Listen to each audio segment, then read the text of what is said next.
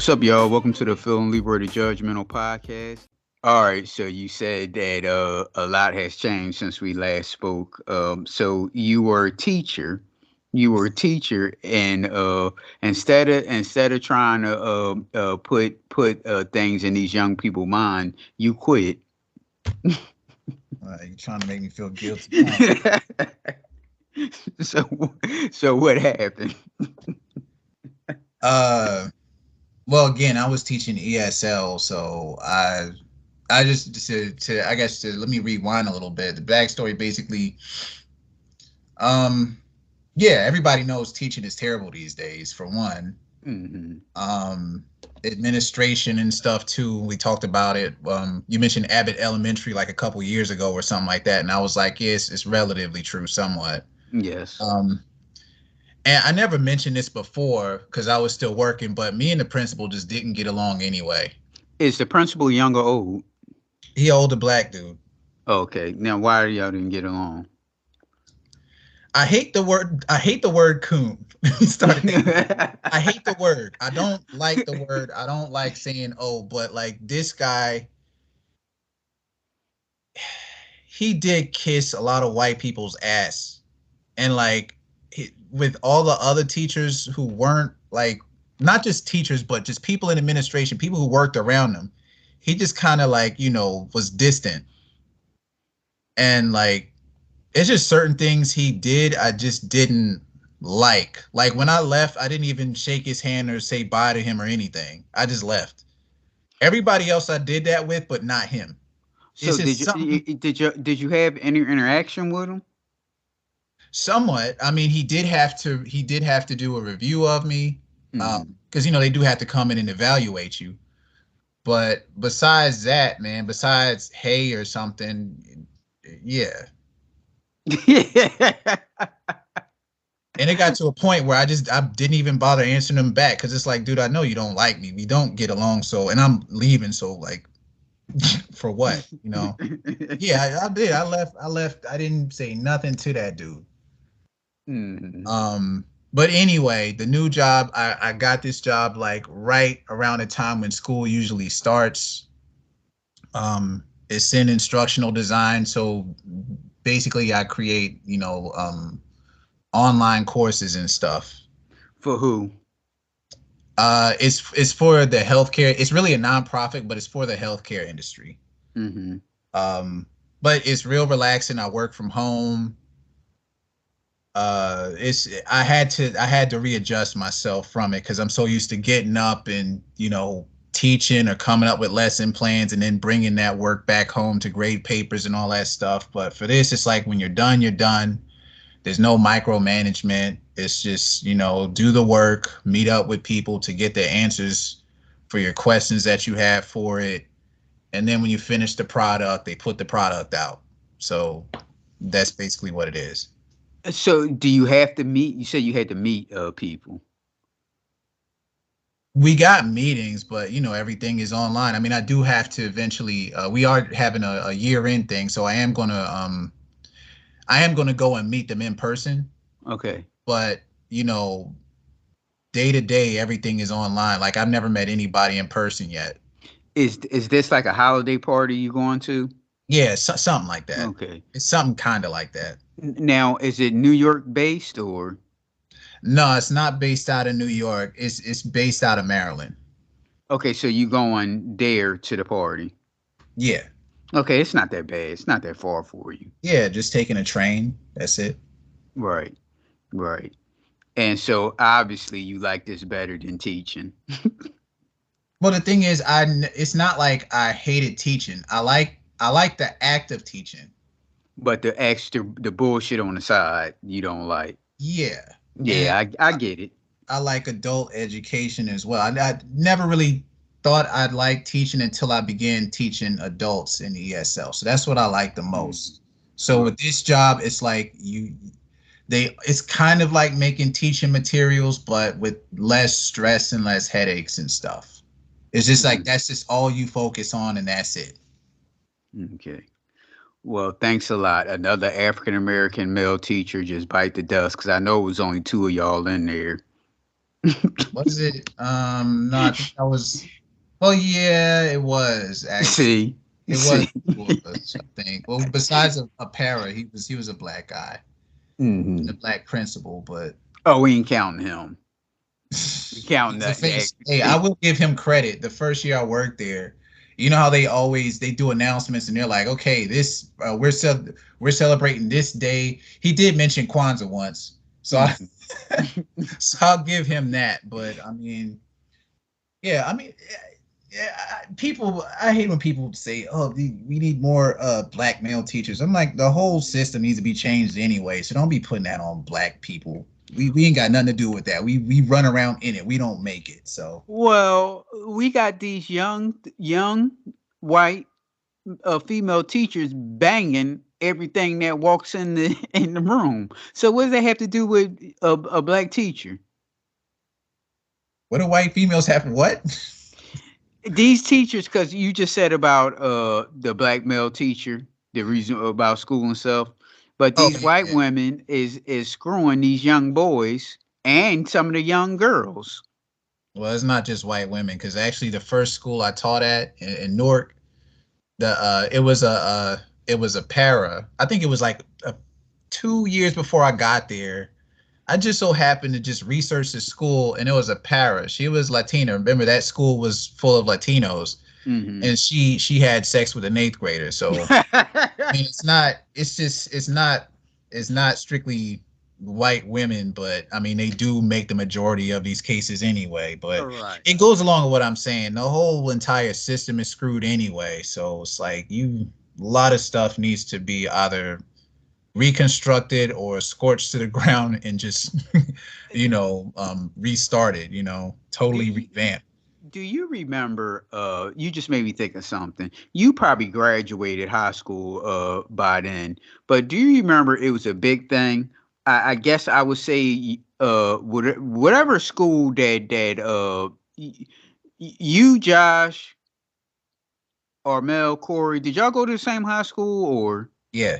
okay, do you remember where it was cuz I remember it was on the news. It had made national news about the teacher and the student had a relationship and I think they like got married. The teacher was a man and Oh, this was I think, are you talking about they had an MTV thing or something?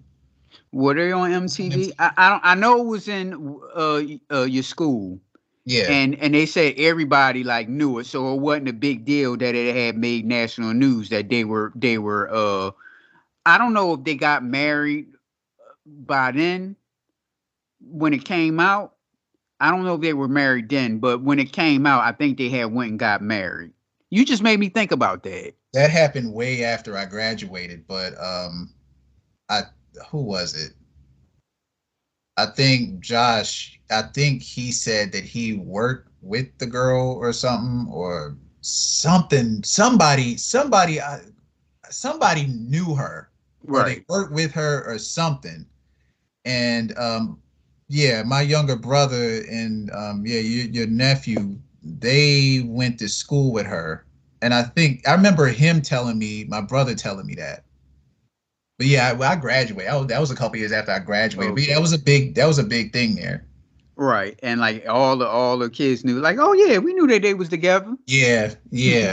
It happened. They were like, "Yeah, I'm not surprised. They always did trail off with each other." Yeah, I remember my brother telling me that. Yeah, Hmm.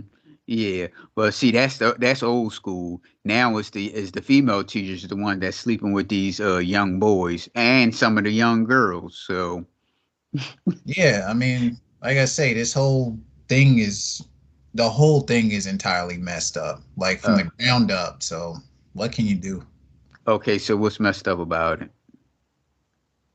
do you mean by what's messed up? Everything from shoot, man, everything from kindergarten or first grade all the way up to the end of college. I was talking to my wife how messed up the college education is here too. Everything is messed up. Just Hmm. exactly every single thing is messed up. Everything. Now, why? What's the reason why? You want me to get into my conspiracy theorist bag? Go ahead. Go ahead. Me personally, I think this country or this government, they just want workers. That's it. They want Mm-hmm. people to just work, not think for yourself, not create your own stuff. And even when you create your own stuff, you're still making your stuff off the back of somebody else. So either they want you to make your stuff off the back of somebody else, or they make their stuff off the back of you. So they Mm-hmm. don't really teach you much of anything in school, just simple guidelines and shit to follow. And that's just Right. being general. I'm not trying to get too far into it and be intricate and detailed, but that's generally what I think. Now, see, back in the day, like when my father used to go to school, they used to have home ec, and they used to have mechanic. They would learn, to fix cars and stuff. I Hmm. don't know what happened. Is it an insurance thing or what? What happened between then and now? Because these kids should be learning some type of life skill. Pretty much what you just said. We had a school here that well, it's downtown, and it was they will learn like electrical trade to be an electrician. Hmm. And the person that ran it was the head of the electric union. And I'm thinking like, all right, well, those kids there, they got a fast track into graduating and being an electrician at a construction site or something. Now they have the option of they can do that full time or do it part time and still go to school or whatever, and find something that you're into. Come to find out that none of those kids in there ever got a job from the union. Yeah. So yeah, that to me, I think that's the problem with school. It's like, no, I went to school, and the 12th grade for me was that was probably the best. That was probably the best year that I had was in the 12th grade because I talked about this on a podcast before. Hmm. We had this was like the first start of charter schools.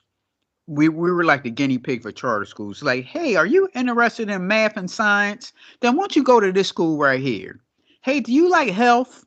Okay, well, won't you take this physical education when stuff like that? Hmm. So they had a TV production school. Well, it was called communications, but we had to learn TV production.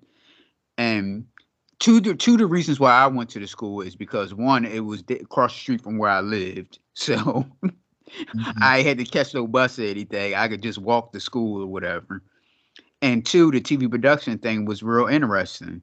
And there it was cool because they taught us how to like to edit stuff, and of course this was VCR tape, VHS tape, so none of the stuff we did back then flies now. Hmm. But we learned to like write scripts and all that stuff. We had a little mini studio in a classroom. That was cool. Hmm. That's stuff like that made school fun, but we were still learning at the same time. So my thing is, what happened to the programs like that? Is it a money thing? Is it a tax situation? Well, it ain't a money thing. Let me rephrase it. Is it because the people don't put enough money in? Because there's enough money to go around, as we see what happened with Ukraine, Well, giving all no, that money. I There's disagree. I disagree with the Ukraine thing.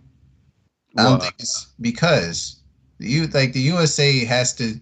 They got to do stuff with other. They have reasons for using that money with other countries.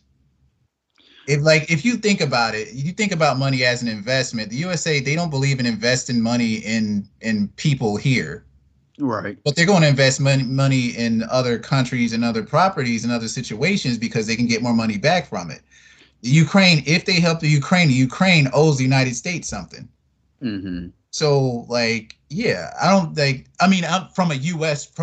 I see what you're saying, but from a U.S. perspective, from that perspective, it doesn't make sense to invest in people in your country like that if you want to have them just work for you and that's it. True. True. But they could kind of expand the education budget somewhat. I mean, in a perfect world, yeah. I mean, Yeah, that's what I mean. in a Yeah. perfect world, you'd invest in the people so then they could help create more profit for your country in a perfect world. But you already got and this is me and my conspiracy bag, 1% controlling everything. These families, whatever, these people at the top of the, the food chain. They Right. don't want to share that wealth with anybody because that's how you differentiate rich people from poor people. True. So like, why would you want to if you're coming from that if you're coming from like that perspective, why would you want to do that? That's going to ruin what you got going on. Hmm. And okay, one quick search that Biden administration gave 75 billion to Ukraine. So okay, 75 billion. So they could took 5 of that 75 and gave it to education. In a perfect world, you know what I mean. And then for education, who? When you say education, like it's always going to go to the people who have the most money, the best people who live in the best neighborhoods, who reach a certain tax bracket. It's not going to go to public education. Yeah, yeah, I was talking about public education. Yeah, it's never going to go to public education. So S- that's all I got to say about that. So, you had talked about getting the Tariq Trotters, but Black Thoughts, memoir. It's a memoir, right? Yeah, yeah, yeah. Did you read it already? Yeah, it's a quick read. How is it? It's a good read. I'll give it that. Me, okay. Let me do a backstory because it's funny how you always mention the South and stuff. When I was younger, I didn't like too much Southern music outside of a few acts because I still somewhat because I was a transplant still technically, so I still somehow related back to Philadelphia because I felt like I really didn't fit in with the Southern stuff. Like when I remember moving down to North Carolina, and I still don't have that accent, by the way. No, I'm not putting it down because that's how my dad. I'm not gonna get into that, but I'm not gonna get into that. But yeah, I remember going down to North Carolina, and just hearing the accents and all that other stuff and how things were, and I just never seemed to really relate to it as much. So I always look back to Philadelphia as a kid, being like, "Yeah, I'm from there." So when the Roots came out, it's like, "Oh, okay, it's a band from Philly." And that's how I got into the Roots and Black Thought to a degree, because I always thought Black Thought could rap, but as I said at the beginning of the podcast, he doesn't have that personality though. Right. Which made me more curious about his personality, so that's why I picked up the book. Hmm. Because I still listen to his music, just for the technical stuff. But anyway, yeah, he talks about it's all about his life growing up in Philadelphia. It stops around the time where I think it cuts off around where he meets up with Questlove a little bit around that. Oh, so what is it going to be? 2 parts? I don't know. It doesn't really trail off anything. The whole theme of the book is more like A Village Raised Me. That's the theme of the book because he talks about his family, and just people he met growing up in Philadelphia. Okay, so no Malik B. I thought he was going. It was about the Roots and Uh, Torn and how they nah, started and everything. nah. No, Oh, and I kind of would rather prefer that too, because it's like where the dude comes from is much more interesting than hearing about random tour stories. Like Questlove probably could fill all that stuff in more than Black Thought could. well, speaking of that, he's this season's guest on What Had Happened Was. Oh yeah, I've been listening to it. Yeah, and he likes to talk. Right, yeah. Yeah. So yeah, he pretty much broke down how they met up in school. I think I only listened to the first episode so far, where he was the first episode where he was talking about as a kid helping his dad out in the band, and how he got into school and he met Tariq. I think that was the first episode. Yeah. Yeah, so and how he was like had a Casio SK1 keyboard. I had a Casio SK1 keyboard too. And when you had a Casio SK1 keyboard back then, you thought you was doing something. Because you can take it and you can well, he pretty much explained it on here, but I'll explain it here.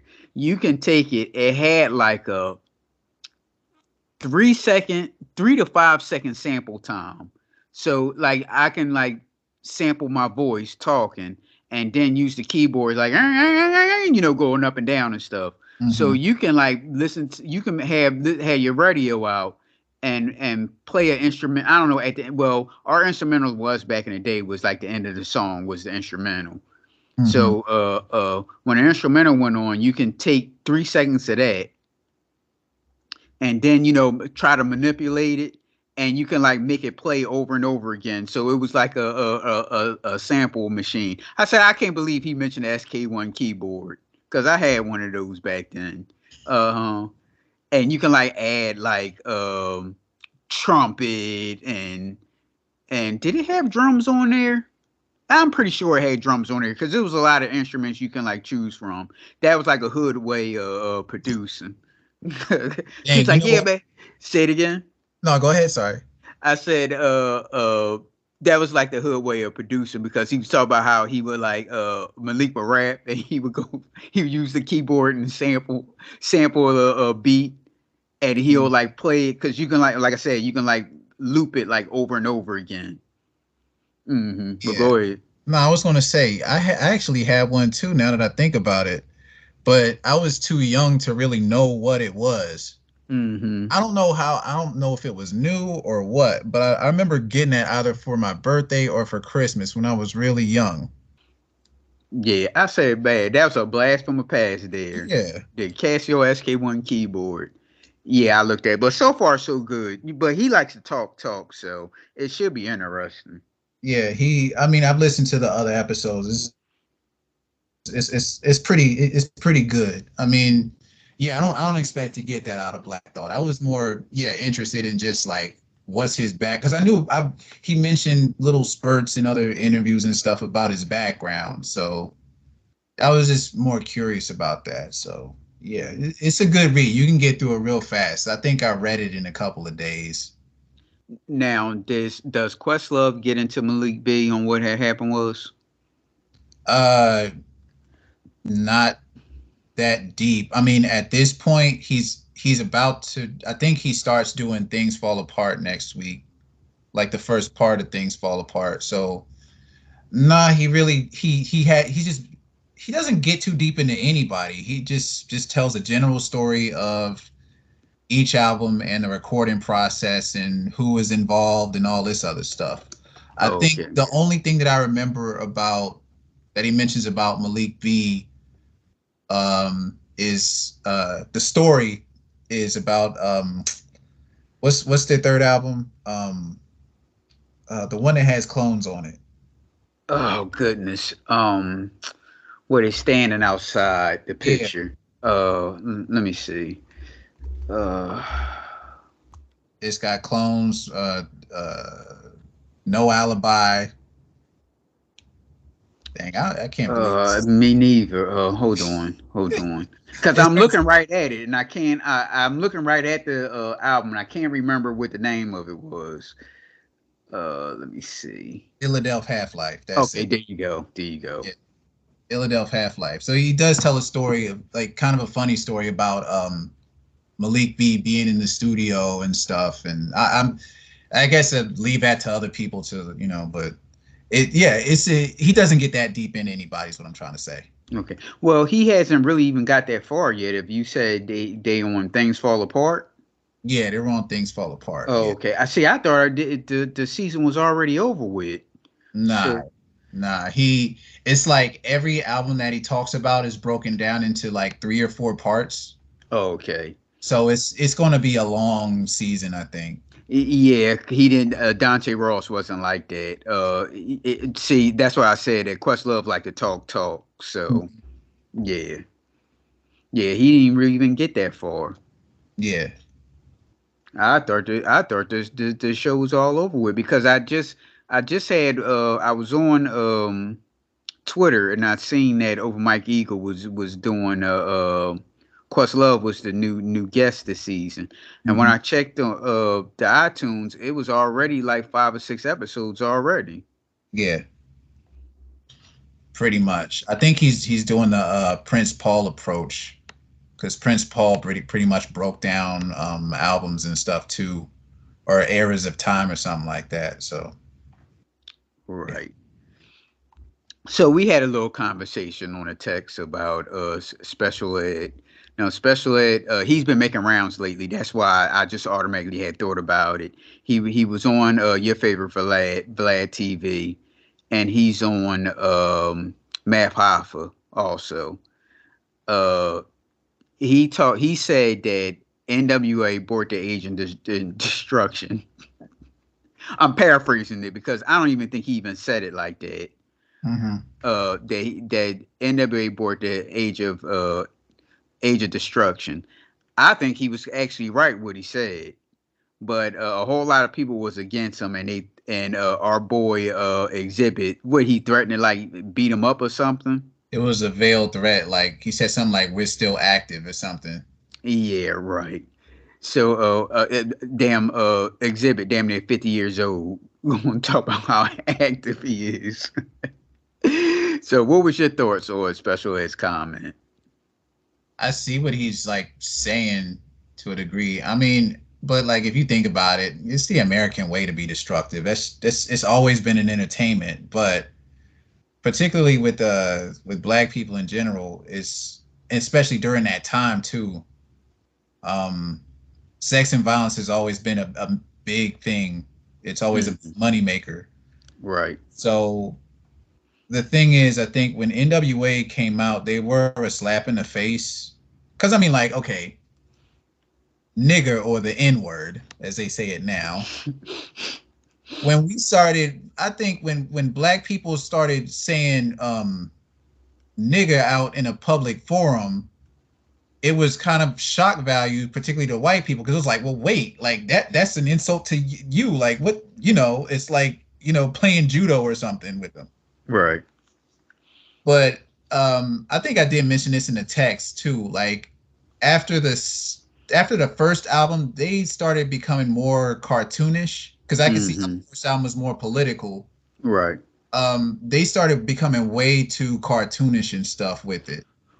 Well, And go ahead. well, like you said on the first album, you mentioned before, it's like they didn't know which way it was going to go. Because people, when they hear Straight Outta Compton, people think that this was like just such like a groundbreaking album when one half was like they don't fail to realize one half was like gangster rap and the other half was like electro rap, and Mm-hmm, which one was going to be more successful. The people gravitated more to the gangster shit. mm-hmm. So people act like this is like just such a great album, and yeah, the songs was good on it, but it was one half. What was the party zone? Yeah, yeah, exactly. Well, go ahead. But yeah, they got way too because that was a good selling point. The gangster Right. stuff was a very good selling point. And remember when we talked about Eminem as to how like media was they weren't so conservative anymore. Right. That was a time right when it started happening because they Hmm. came out in the late 80s and stuff was becoming less and less politically correct. And then too, okay, we got the crack era happening with black people. And like at that time when it came out too, like rap music was it was diverse. They didn't know how to completely market it yet. Right. So when NWA comes out and the gangster stuff starts selling, after that everybody became a gangster. You know what I mean? Like every Hmm. Yep. I ain't gonna lie, man. Like I kind of miss Happy Rap. It reminds me of my childhood. Happy Rap. Hmm. Because when I was a kid, I used to like watching the backup dancers. And I know I did. And after that shift came, there were no more backup dancers. Like everybody was hard. uh And go ahead. Speaking of happy rap, I know you don't like your boy Vlad, but your boy Vanilla Ice is the guest. Oh, why you gotta bring him as Happy Rap? That's uh, me. That's when it got too out of control. But See, anyway, I go ahead. see. I didn't think that Vanilla Ice was all that bad.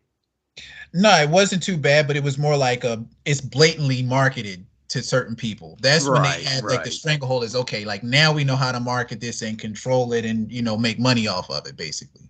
right. Um but anyway, So yeah, the crack era comes out, and then like like people, I don't know if this generation understands it, but like the crack era was terrible. It's Mm-hmm. already violent and nasty and stuff, and like sometimes people listen to music to get away from that. Yes. And then when you come to when you bring the music in and stuff, like it's accessible to kids, so they hear that and then they want to become hard. Like the stuff that they see, you're influenced by your environment. You know what I mean? I'm Mm-hmm. not saying that like they were the catalyst as far as like changing the children's situation and creating more violence or anything like that. They weren't the catalyst, but it did have an effect. It did. Well, Lonzo is from the World Class Wrecking Crew. Yeah. He said that when he had a club, he said, okay, he had a club. It was in a gang area, and he said when the club, it was like a little bit of gang bangers in there and regular people. But he said when NWA came out, it was like just a total shift. That like, everybody in there was gang banging. Mm-hmm. So I see, like you said, I see the points that Special Ed made, but on NWA side, if NWA wouldn't have came out, it would have been somebody else, and the same thing would probably would have Because happened anyway. sex, drugs, and violence that's always sold. Right. That's just how America operates. Yeah. Anything else you want to add? About that. No. Anything else? Oh, rapper Ka. I saw because we always like praise his music whenever Oh, he I forgot that you met him. But yeah, go I had ahead. a chance to meet so the backstory. Ka had a pop up. He didn't release any new music, but he finally had some of his material from last year on vinyl, on CD and all that stuff. So yeah, I went there to buy something. He had a pop up. And yeah, you know what? I will say he made me more of a fan of his. I was already a fan of his, but it's like as humble as that dude is, that's like the I haven't met that many rappers. I mean, I used to, do interviews and stuff, but it wasn't personable like that. Right. That dude, he's super humble. Like he came out and he shook everybody's hand before the pop up before we were allowed to get into the pop up. Mm-hmm. Um, and then he had a few people show up. Animas is his producer. Uh, Rock Marciano was there, and I did get to talk to Rock Marciano for a little. I didn't ask him. One thing I regret is not asking them that important question. And you know what I'm talking about, right? Which one? Are they metal clergy? Like that slipped my mind. Mm-hmm. Um, but yeah, I did have a chance to talk to Rock Marciano, tell him I was a fan and that sort of thing. I bought like some vinyl and Kai signs it and like you get to like talk with him a little bit. And me, Right. I'm like I'm a fan, but I'm not going to fan out. Like that's just not me to be like over. Well, for second of all, I'm too old for that anyway. Yeah, I agree. Um, I see what you're talking about. yeah, but like I'm a quiet person anyway. But yeah, I gave him my vinyl and he signed it. He was like, "So what do you like? You just talk. Tell me about it." Because he really valued what people thought. I could tell he would sit there and really talk with people who were there. Mm-hmm. And I couldn't think of anything I liked off the top of the head, so I just told him like, "Yo, I've been listening to you ever since you were on Natural Elements," and that kind of blew his mind for a minute because like I'm pretty sure you've seen interviews where he kind of talks down on his time, and Right. that's really real based off of his reaction.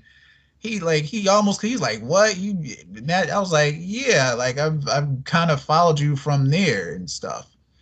But I mean, all in all, yeah, it was pretty cool. Like I said, I got some stuff from there, and yeah, he was a real genuine dude.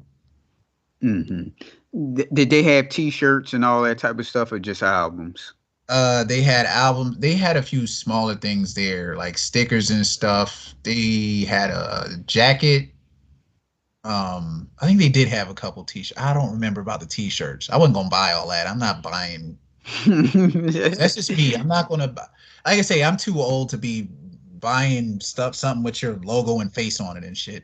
Right. But yeah, if I'm a fan of your music, I'll definitely buy your music. Mm-hmm. Um, but yeah, it was a good turnout. This is a very long line there. I remember he said like he was he you tell he was genuinely pleased with it with the turnout because he was like man, the first time I did this barely anybody showed up. And when did he do it? When was the last? This must have been like when he first started. I think he said was it 2018, 2016, something like that. Oh, I well, don't he was pretty know. much established then, because that's around that time when the New York Post was trying to get him fired, right? Yeah. Which was the dumbest thing ever.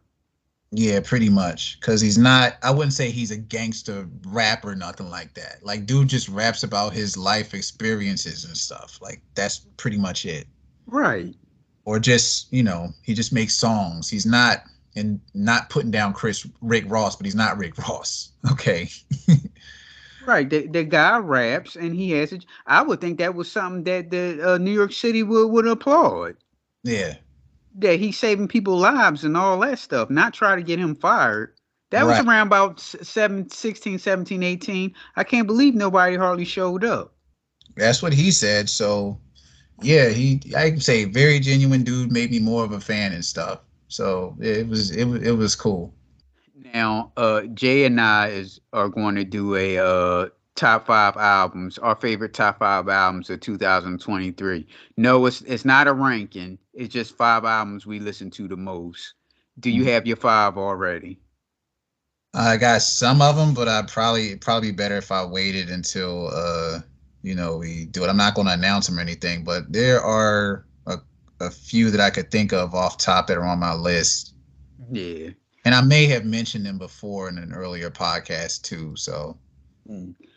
I have I know off the top so far I have three. I have three. And so far, out of those three, only one rap album so far. hmm No, I'm sorry. I have four. I have four. Cause I have an instrumental one there. Cause instrumental albums I listen to the most. hmm Um, I have instrumental. The instrumental is hip hop. So so it's two each. hmm Two R&B ish. I don't know. It just seems like every time when a black person, if they're not rapping, it's R&B, and that's not really true. I don't know how would you categorize these two albums I have. I'm not gonna call them R&B because they hardly like really not really doing like that much slow songs, but it's not rap. So hmm I got two of them, and I have two rap. So yeah. Yeah, so we'll be doing that our 2015 list. Oh, and another thing I want to congratulate you on. I almost forgot. Our Do You Like This was the most listens so of this year, which is strange to me because I didn't think that anyone would listen to that. Oh, the you're talking about that episode where we did the stuff What that people wouldn't think we would like. the Yeah, white songs as you called it. that's basically what it came down to. I think almost all the artists were white. Yeah. Yeah, yeah, did got the most listeners. Yeah, dude, if your music is good, it's good. Like that's it. Right, and especially the age you are, because as we mentioned this a thousand times, back in the day, it wasn't no all you couldn't listen to all rap all day long. hmm You had to listen to you Hall and Oates. You couldn't escape it hmm unless you just not listen to anything. And Philip has said that his wife. Do you remember that Motley Crue? Motley Crue had a movie on Netflix. Boy, this was before the pandemic, so this had to be like 19, maybe 20.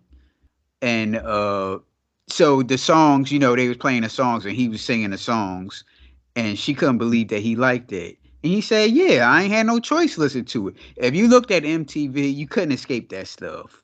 Yeah, it was all over the place. Right. All over the And place. so you when you waiting for your favorite song to come on, you had to listen to that stuff to get to your stuff.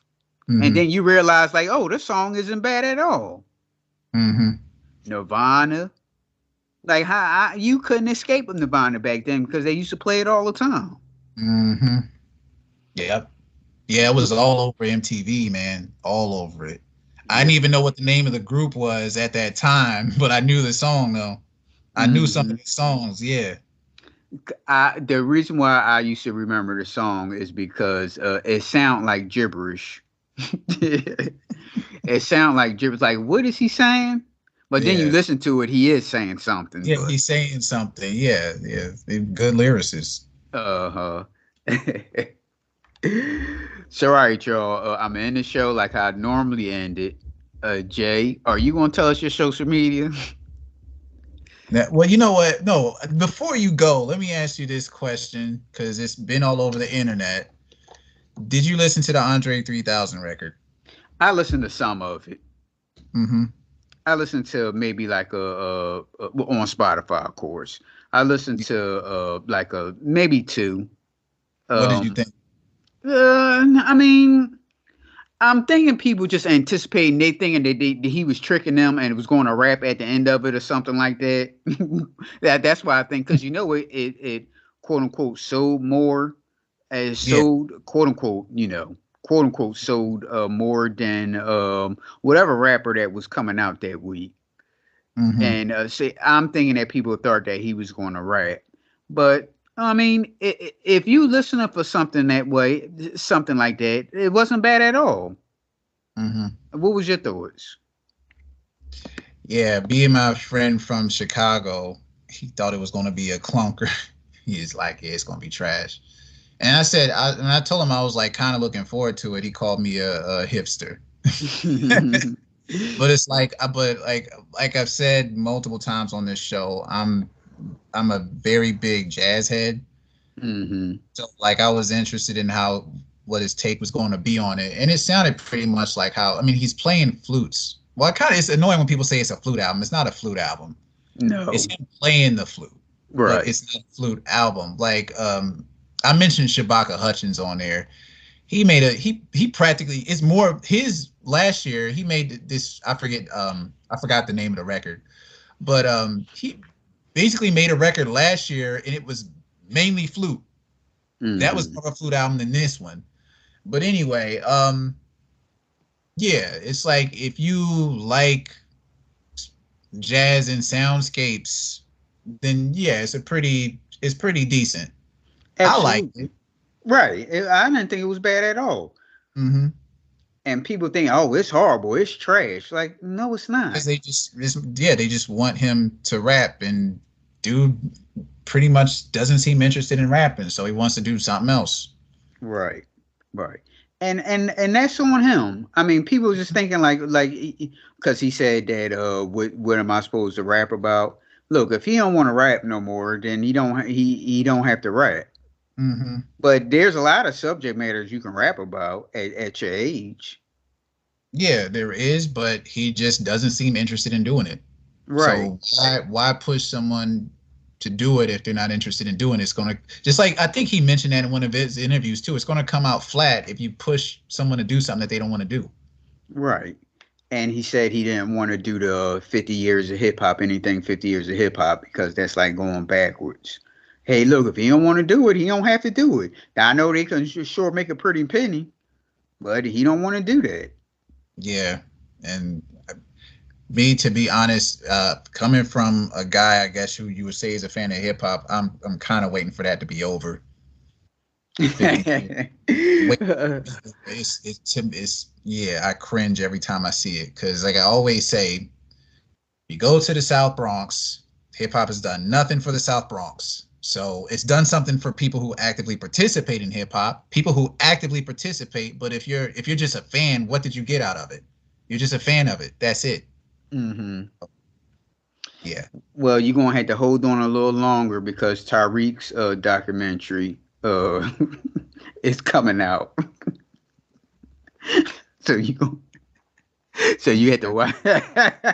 I'm good. Like I say, I'm not really documentaries on. It's the same story over and over again anyway. Like, what's going to be new from it? To me, I think it's more of this generation. These people who market, they really make a lot of money off of our nostalgia. Hmm. Tons of money off of our nostalgia, and I guess younger people who were just curious about that certain time period. Because Yeah. it's cool to be retro. It's always been somewhat cool to be retro, but seems like in this day and age, it's really pushed to the forefront. Yeah, just hold on a little longer. You'll get Nah, that. nope, that. nope, not over here. Nah, I'm good. I don't need it. You didn't Um, watch the Dredge documentary yet, right? no, I didn't get around to watching it. I did see the little brother documentary. Oh, I have that on my flash drive. I didn't look at it yet. What about the intro? Did you see that one?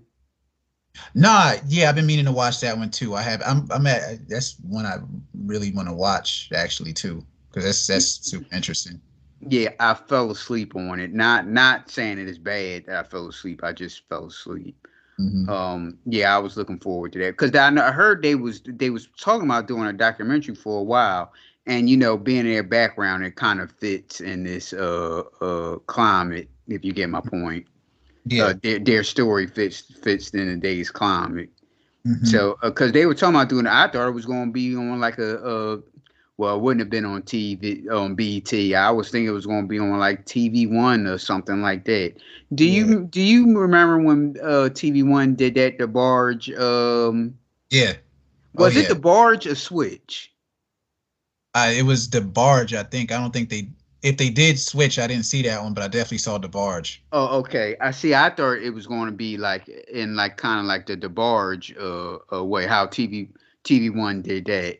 Mhm. Because like I said, it fits in today's their story fits in the days what's going on today. Yeah. And when I seen they did a documentary and it was on Venmo, not Venmo, what you call that?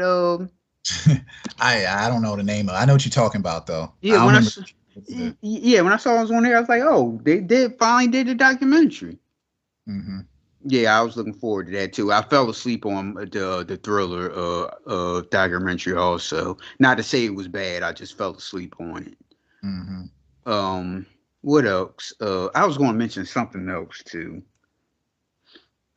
We talked about the Biz Markie documentary on here, right? Yeah. Talked about it last time I was on here. Oh, okay. Did you see the K Slay what is it, 200 MCs?